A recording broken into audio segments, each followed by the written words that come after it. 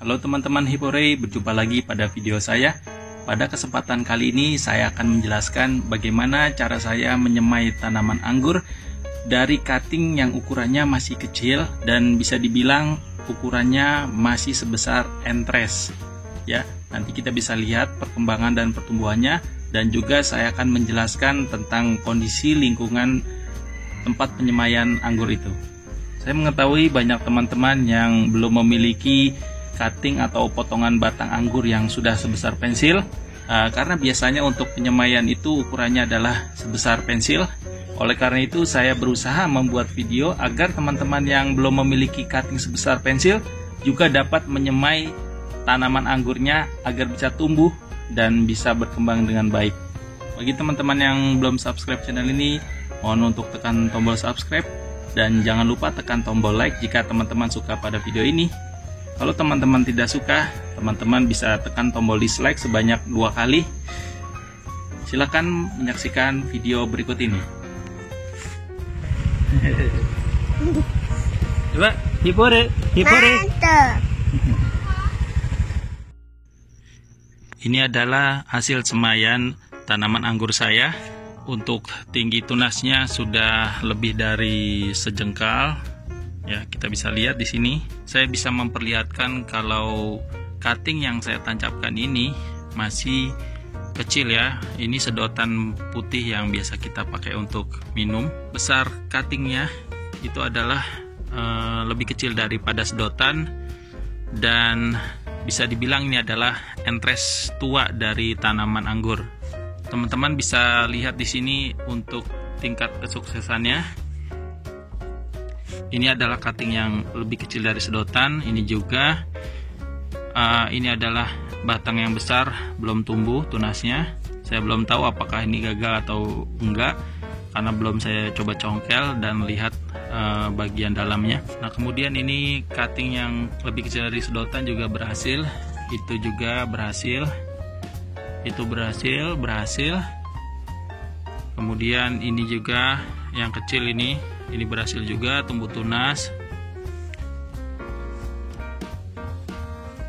Oke, ini juga ya lebih kecil dari sedotan, berhasil juga tumbuh tunas.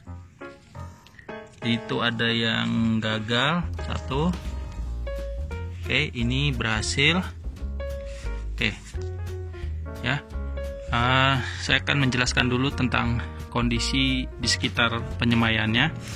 Jadi saya menggunakan pot ukuran 60 cm. Sebenarnya ini bukan pot untuk menyemai pohon anggur, namun ini adalah pot tanaman anggur yang memang saya sengaja tanam di sini.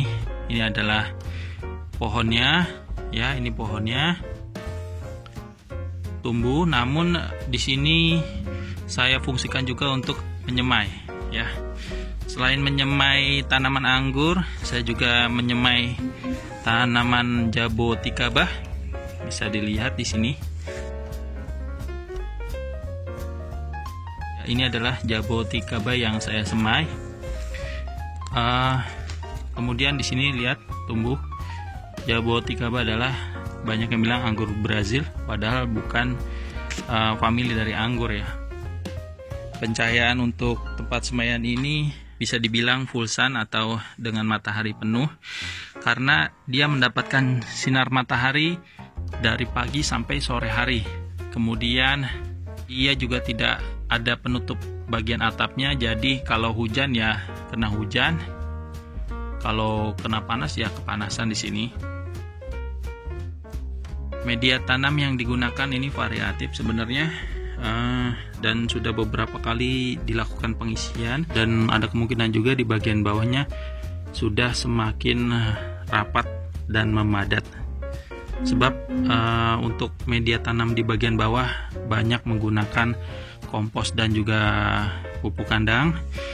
Waktu itu saya melihat tanaman anggurnya kurang bagus, akhirnya saya letakkan di bagian bawah dan tidak diaduk. Sedangkan di bagian atasnya itu langsung saya tutup dengan tanah dicampur pasir Jadi pupuk kandangnya dan kompos ada di bagian bawah, tidak tercampur. Ya mungkin kalau ada yang tercampur tidak terlalu banyak ya, ada di atas. Yang di atas ini adalah tanah dan pasir. Kita bisa lihat di sini kandungan pasirnya banyak ya. Pasir ini bercampur dengan batu-batuan kecil, ya, kerikil-kerikil kecil. Kemudian untuk tanahnya campurannya tidak terlalu banyak, jadi pasir bisa dibilang ini mendominasi di bagian atasnya. Kemudian untuk penyiraman, saya hampir tidak melakukan penyiraman pada musim hujan ini, hanya mengandalkan hujan. Ya kalau misalkan benar-benar sangat kering, tidak hujan 2 hari baru saya menyiram. Untuk fungisidanya tetap juga saya lakukan penyemprotan. Untuk fungisida rutin ya, setiap 1 minggu sekali. Saya menggunakan fungisida yang tetap dapat mendukung pertumbuhan vegetatif. Jadi fungisida kan ada yang membuat tanaman stagnan dan ada juga yang membuat tanaman malah tumbuh bagus ya. Karena pada dasarnya kan fungisida itu menghambat pertumbuhan dari sejenis jamur ya. Jamur kan juga masuk kategori tanaman juga ya, walaupun dengan jumlah sel yang tidak sebanyak tanaman ya. Tentu saja perancangan fungisida sudah disesuaikan dengan dosis dan sasarannya ya. Jadi juga jangan khawatir penggunaan fungisida dapat menghambat tumbuhnya tanaman.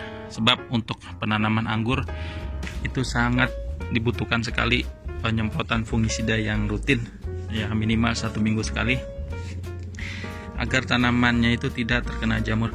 Untuk pemberian pupuk saya menggunakan POC. Nah, POC yang saya gunakan itu dicampur dengan air lebih banyak daripada dosis biasanya, jadi pupuknya lebih sedikit namun airnya lebih banyak.